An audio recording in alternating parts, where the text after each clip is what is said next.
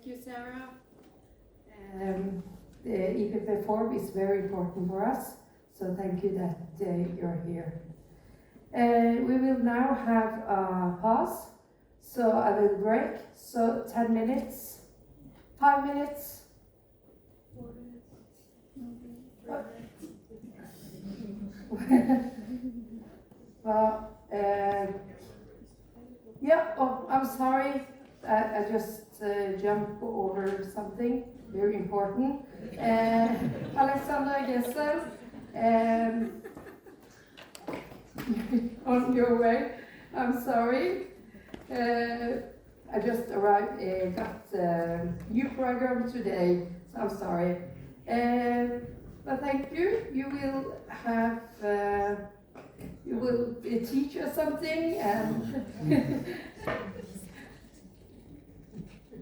just, no, well, you will do it. Yeah, thank you. Alexandra, thank you for being here. Thank you.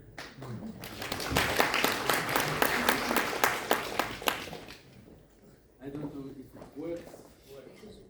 It will. It is not. No. But it should, basically. Somebody will help us. You know, in nowadays, after COVID, after all these virtual meetings, the first question is, do you hear me? Now you hear me. Thank you very much for coming. I'm very sorry to come at the place of the coffee break. It was already announced. Coming from the Council of Europe, the organization which is a watchdog, an organization which is watchdog for human rights, depriving people from something, it's a shame. And depriving them from coffee break, it's a more important shame. It's part of human rights, the coffee break. But apparently it will come, so I'm very sorry. But as in the program it was announced, I'm here. And first of all, of course, I would like to thank the organizers. I would like to thank the city of Kristiansand and, of course, the university, which is hosting us. Madame Rector, in her speech, mentioned the European Convention on Human Rights, which is very important. It's the basis, the fundamental document for the Council of Europe. And I would like, in few words, maybe, I would like to introduce the Council of Europe. When we start to discuss about the Council of Europe, the first for us is to say the Council of Europe is not the European Union, but very close to it. The European Union is our important strategic partner, but the Council of Europe is probably the oldest pan-European organization. It was founded in 1949, just after the Second World War, and our headquarters are in Strasbourg. Basically, after the war, people discussed that it would be in Nice, which would be great, basically, you know. Nice on the seaside, like here in Kristiansand. But finally, Winston Churchill, who had this idea, said that it was not the right place for this organization. This organization had to be in the place, in the city, which suffered from hate, from war, from disagreements, and which finally succeeded, or would succeed, because in 1949 it was not clear, to become the place of friendship. And this was Strasbourg, you know, the city which passed several times in its rather recent history from one country to another country, from Germany to France, once again to Germany, and then definitely to France, and the city that we call today the European capital, one of the capitals of Europe. Europe is so big that it can have a possibility to have few capitals. So Strasbourg is definitely one of it. And we say that Strasbourg is also the capital of human rights. It's a honor, but it's also a big responsibility. So the Council of Europe was founded, and at this time in 1950, the major, probably the most important document of the Council of Europe was adopted, and this is the European Convention on Human Rights that I recommend to everybody. This is an incredibly clear and short convention, but which clearly defines the fundamental rights of all the Europeans. We have 46 member states today, and it means that in 46 countries, this convention is a direct law. So every single, not citizen, but resident, every person in 46 member states may invoke the benefit of this convention. The convention is very clear. In its first 15 articles, we can see what human rights are, basically. And I can, when we see what happens nowadays, I would say that I have doubts that today such a convention would be drafted and accepted. It happened after the Second World War, when everybody knew what the war was and what the dangers of war were. So the convention is very important. And now, this convention has a number of articles which are of interest for our discussion today. Article 10, it was already mentioned, the freedom of expression. Article 9, which is the freedom of religion and belief. Article 8, the right to private and family life. These are probably the most important articles, the most important rights. We are not talking about articles, we are talking about rights of every single person who lives in Europe, and who must benefit from these rights. So, in the Council of Europe, we are working hard to protect these rights, to see how these rights are guaranteed, how they are provided, and how they can be improved for the European citizens. I'm sorry, this is a very bad habit that I have of being a lawyer. I'm using these terms that I learned in the university 35 years ago, and still European citizens, but of course I mentioned it already. It's not about citizens, it's about all those who live in Europe, and this is important. In our Europe, where the borders fortunately disappear, but have always the danger or the tendency to be rebuilt. And this is something we should resist against, I think, because freedom is freedom. Now, I was invited today to discuss also to talk about the anti-Muslim hatred and the Council of Europe's fight against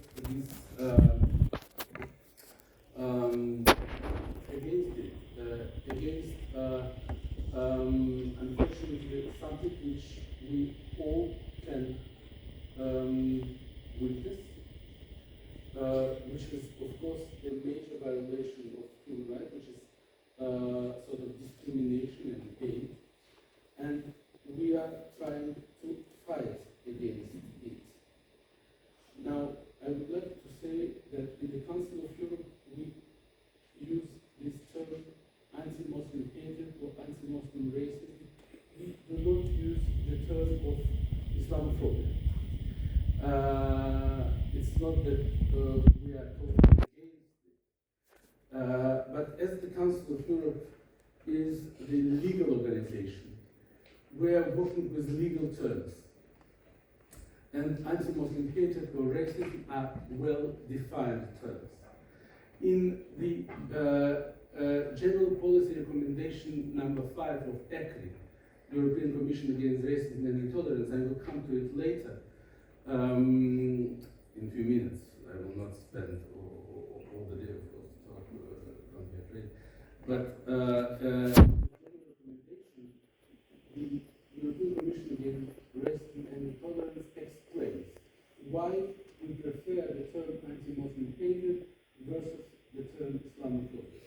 The Council of Europe is a legal organization which sets forth legislation. We have more than 200 conventions, and we are trying to use legal terms.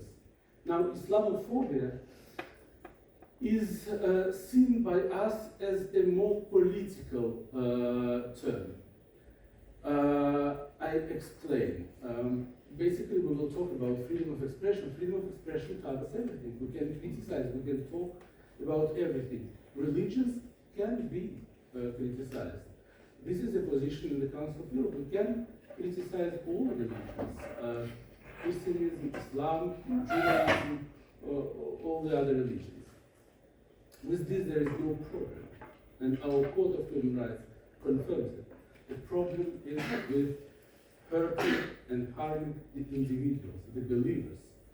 The believers must be protected, and any offense against a believer must be at least. I mean, I'm not always talking about prosecution. In most gravest situations, it should be prosecuted, but at least it should be followed. So that's why we are not talking about Islamophobia, but against, we are talking about anti-Muslim hatred. We understand that in other fora, term Islamophobia is used.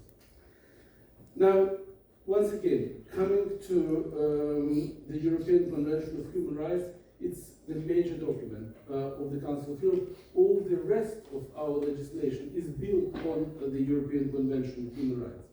Our Committee of Ministers, which is the most important executive organ and legislative organ of the organization, adopts recommendations. Very recently, 2 years ago, the Committee of Ministers adopted a recommendation on fighting hate speech. And this, in my view, is a very important recommendation. Because in this recommendation, which is addressed to 46 governments of our member states, the Committee of Ministers clearly expresses how to address hate speech in very practical terms. In fact, it says that the government should adopt legislation where there would be 3 types of offenses. The most gravest, the most hardest offenses, which must be prosecuted by criminal law. The second type of offenses, which would be of a less harming nature, but which would harm the feeling of citizens, and they should be prosecuted by administrative justice and administratively. And the third one, probably the most important, because the most present. You know, there are so many offenses which cannot be immediately prosecuted. These are offenses by word, by remarks. All these need to be taken by education of youngsters, and not only young people, and that the governments must address on this educative mode. So this is the three types of offenses. The Committee of Ministers is the executive body and legislative at the same time. But we have also our parliamentary assembly. We heard now the welcoming words from this parliamentarian network. In the Council of Europe, we have the Parliamentary Assembly of the Council of Europe, which is different from the European Parliament. Though for many, many years, the European Parliament seated in the chamber of our Parliamentary Assembly before they built a very beautiful building in front of ours. I think you should all come in Strasbourg and see. It's very impressive, very beautiful. Now, the Parliamentary Assembly consists of delegations of national parliaments. And this is a very important body. And inside this Parliamentary Assembly, we have a general rapporteur on combating racism and intolerance, and who covers all the issues of discrimination and, of course, of anti-Muslim hatred. And then ECRI. I told you about the European Commission on European Commission against Racism and Intolerance. And frankly, I'm very proud of the work of this commission. And I would recommend to you, to all those who didn't have the opportunity to have a look on its documents, to have a look. It takes not a lot of time. So the European Commission Against Racism and Intolerance has two major functions. First, it is a monitoring body on fight against racism and intolerance in our member states. So they go periodically, regularly to all member states, and then they prepare reports on each member state with recommendations. Have a look on your countries. It's always very interesting and informative. This is the first. But the second, and in our case probably it's even more interesting, this is the work on preparing general policy recommendations. And we have a very interesting general policy recommendation on fighting anti-Muslim hatred. In this recommendation, the ECRI explains what anti-Muslim hatred is, how it should be addressed, and it gives clear examples. So, if I may, very quickly, I would say that there are three major parts. It's education, which would be the work on prevention. The anti-Muslim hatred must be, first of all, prevented. And how we prevent it? First of all, by education. Because only by doing this, we will avoid, or we will fight what is the most problematic, I would say, offenses today, which is stigmatization, discrimination, and hate-motivated violence against Muslims, and it exists, I'm also, it's a small remark, my mandate as special representative of the Secretary General, maybe I should have started by this, but it's not about me.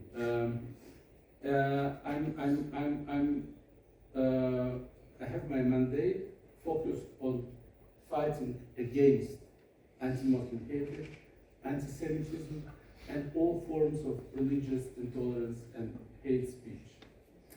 And I can share with you my feelings as, we're now living in the situation where the anti-Muslim hatred is on the rise, anti-Semitism is on the rise, and it is absolutely clear for everyone. But when I took my mandate, and I've been working in the Council of Europe for 24 years, occupying very different positions, I can tell you that what struck me, nobody discusses that anti-Semitism exists. And it should be addressed, and we should fight, we must fight against it. But at the same time, there are still people who discuss the existence of anti-Muslim hatred. And that's why we have, the work here is even more difficult, because it's not about addressing it, fighting it, it's about convincing that it exists and then finding ways to fight against it. And this is a particularity for the moment. So education, prevention, and then when needed, prosecution. I think it's very important to fight all forms of hatred, and when it is necessary, it is important that prosecution be put on and that we guarantee that there is no impunity. And for the moment, I would say that it's not 100% clear in all the societies. So we are still fighting to make it clear, to make it accepted. I also wanted to say that we talk about stigmatization. Stigmatization may come from both sides, I would say. In my work, I should say that I saw that when fighting anti-Muslim hatred, one of the most important challenges for us was and is our work to protect Muslim girls and women nowadays. It's a particular question. Now, in any case, the Council of Europe is working very hard to fight gender inequalities and to fight violence against women. By the way, it is a question which was also very hard to be accepted by our societies. When you talk, 20 years ago, I remember when we were talking in different countries about violence against women, the general answer would be, well, it's family questions, why would we discuss it? It's nobody does it. We know that this violence exists, and finally, and fortunately, it has been accepted, and it starts to be addressed, and we have a very important convention, the Istanbul Convention, to protect women against violence, domestic violence. But for Muslim women, it's even more problematic today, I would say, because they suffer as older women, but also there are problems linked to the Muslim faith, wearing scarves, or not wearing scarves. These are the real questions that need to be addressed, and we are working on it. I'm not saying that we're very successful, but at least we understand that it is something which is very important. In general, I told you that accepting the existence of anti-Muslim hatred and the need to address it was not very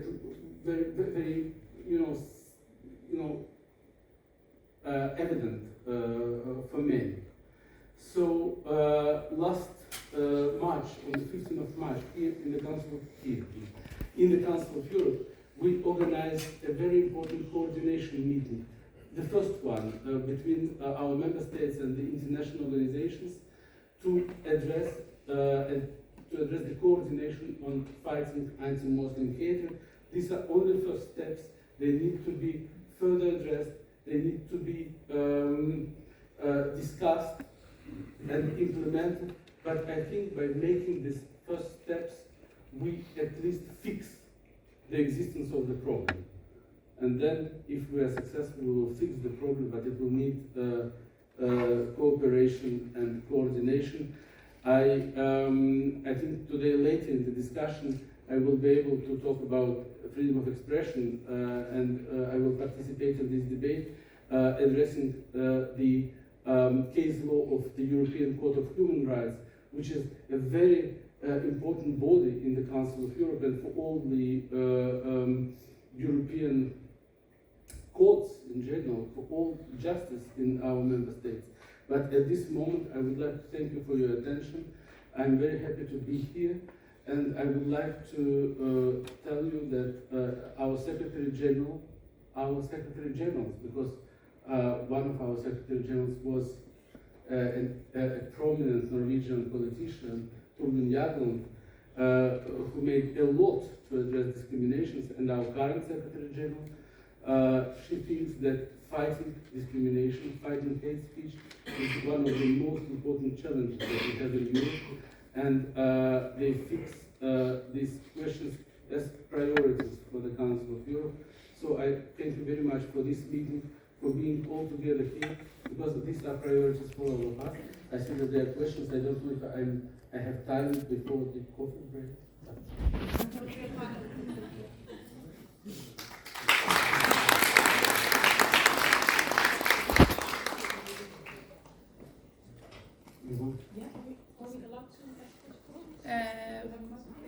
We 5 minutes, Kim? One question, so we'll have the honor. The mic? It's one here. No, it's not. It's here. Kim?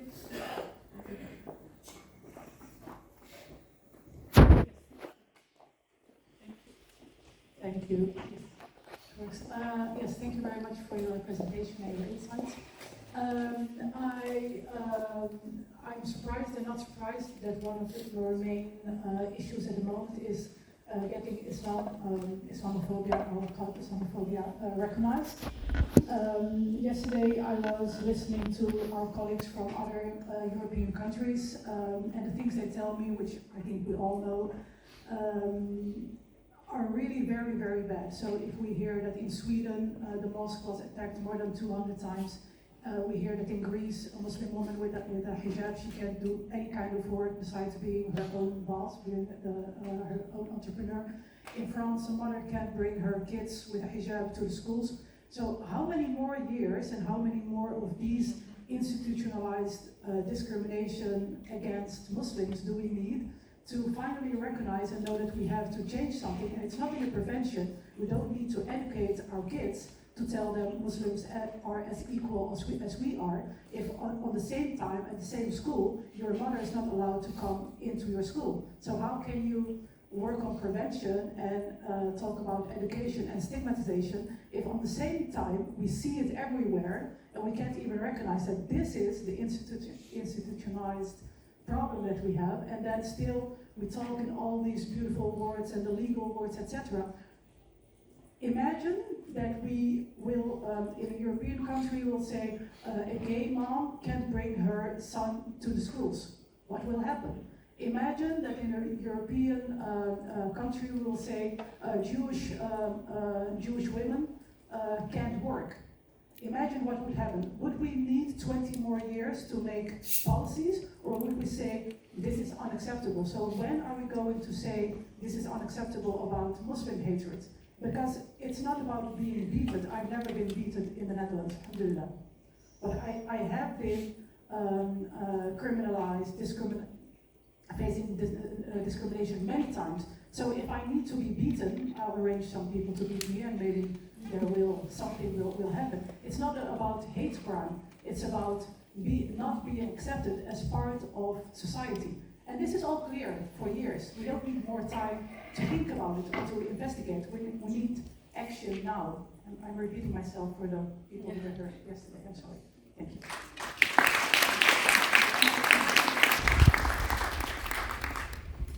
Thank you very much for your question. Well, you see, we're mixing things. I didn't say that it is not recognized. I said that when I took my mandate, I saw that it was not everywhere recognized, and at least less than other discriminations. And this needs to be done. Now, when we talk about institutionalized anti-Muslim hatred, I cannot agree with you, because there are no laws in our states, in our member states, which would institutionalize the hate. This is not the way I see it. What I see is that there are trends in the societies that need to be addressed, and we do it. You say, how many years more? Well, as long as it will be needed to fight it, I should say. And the fact that, for instance, such mandate as mine exists, it didn't exist 3 or 4 years ago. This is the way for us to recognize that these facts exist and need to be addressed. Of course, we can say, the situation is very bad, nobody does anything. I don't agree. The situation is not good, of course. But the fact that we, first of all, define it, fix it, and fix the lies, and give clear recommendations, this shows that we understand the importance of fighting against this. Now I can tell you, nothing happens, with no basis. In a democratic state, in a democratic society, we first need laws, we also need the position of the courts. It takes time. It takes always time. We will talk later. There is the part of the Council of Europe is the European Court on Human Rights. The European Court on Human Rights has not been dealing with anti-Muslim hatred for many years because there were no cases coming to the level of the European Court of Human Rights. And now it came. So it takes time in our societies to address problems. Of course, democracy is probably not the best regime, but definitely better than many others. And one of our problems is lengthy procedures. But once we start dealing with them, normally we succeed. And I'm rather optimistic in how we will address it. Now, violence against women, for instance, it's not only beating. Absolutely not. It's also discrimination in work, in other parts of societies, and I think that the fact of our recognition of them, it's the fact of, we recognize them, and because of this, we fix policies to address them. Otherwise, we cannot succeed. This is democracy.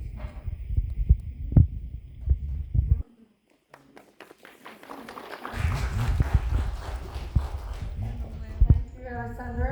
I learned, I listened, and I learned something, and I have to